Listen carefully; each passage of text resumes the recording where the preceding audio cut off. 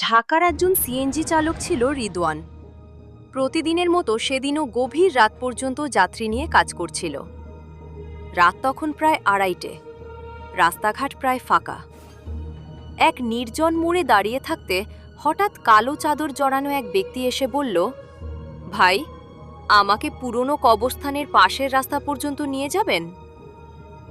রিদওয়ান কিছুটা দ্বিধায় পড়লেও রাজি হয়ে গেল। পুরো রাস্তা জুড়ে লোকটি একটাও কথা বলল না। সিএনজির রিয়ার ভিউ মিররে তাকালে রিদওয়ান শুধু দেখছিল যাত্রীটি মাথা নিচু করে বসে আছে। কবরস্থানের কাছে পৌঁছাতেই লোকটি বলল, এখানেই থামান। সিএনজি থামতেই রিদওয়ান পেছনে ফিরে ভাড়া চাইতে গেল, কিন্তু সিট খালি। এক মুহূর্ত আগেও যে লোকটি বসেছিল সে কোথায় গেল? সিএনজির দরজাও খোলেনি। রিদওয়ানের বুক ধড়ফড় করতে লাগল। ঠিক তখনই তার কানে ভেসে এলো একটি ফিসফিসে কণ্ঠ, ভাড়া? সিটের ওপর রেখে গেলাম। কাপা হাতে সে পেছনের সিটে তাকালো। সেখানে একটি পুরনো ভেজা 10 টাকার নোট পড়ে আছে। সে নোটটি স্পর্শ করতেই বরফের মতো ঠান্ডা অনুভব করল।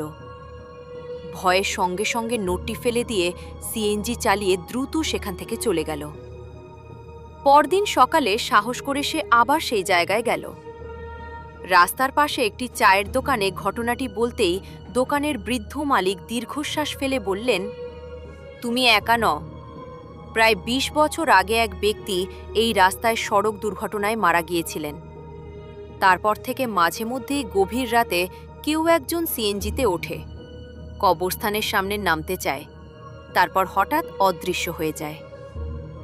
রিদওয়ান স্তব্ধ হয়ে গেল।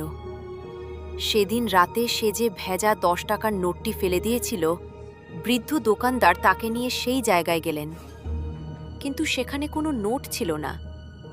শুধু রাস্তার ধুলোয় স্পষ্ট দুটি ভেজা পায়ের ছাপ দেখা যাচ্ছিল, যা কবরস্থানের গেট পর্যন্ত গিয়ে হঠাৎ করেই মিলিয়ে গেছে। এরপর থেকে রিদওয়ান আর কখনো গভীর রাতে সেই রাস্তায় সিএনজি চালায়নি।